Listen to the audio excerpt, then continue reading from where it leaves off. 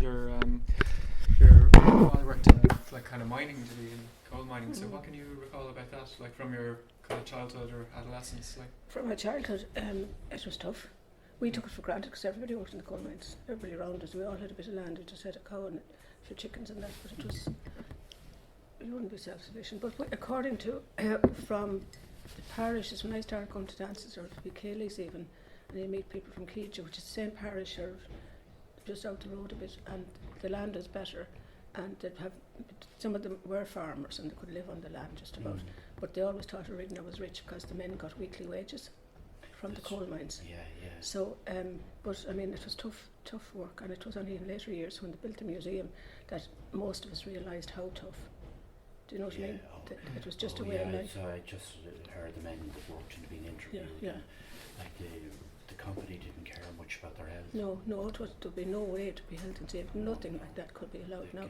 But it was really sad. My dad was 6'2". He was a tall, fine-looking man, and you just go into the mines and you see this where they used to bend in to cut the coal lying at the back.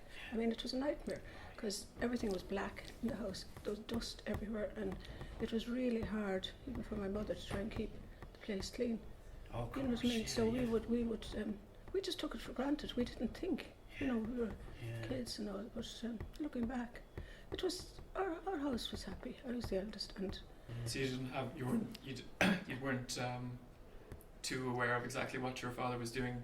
No, he just was in the pit. He was in the pit, and that was it. The rest of them were in the pit. My friends' fathers were in the pit, all housed around us. And it was just that. But he did get injured then when I was about 16, 15. And he didn't work after that. He got very badly injured. He was a firesman, whatever, like a supervisor, I think, at that stage. And he was on the night shift, the back shift, he used to call it. You go at 4 and you finish at 12, midnight.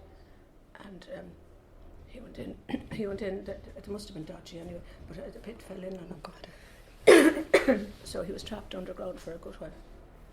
And by the time he came out, by the time they got him out, his arm was dislocated, was taken away from his body, and he had his leg broken in a few places, and he had compressed chest injuries, ribs.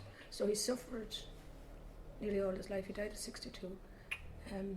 He suffered from that on, but he came out of hospital and he lived. He drove a car, and he didn't get a car till that time because he couldn't walk properly. So it was very tough for my mother. But he was a man. He was a quiet man, never complained, and would get lost in books. He would read and read, and he encouraged us all to read.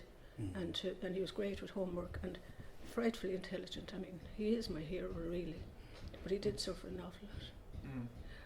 Yeah, it's a shit on scale.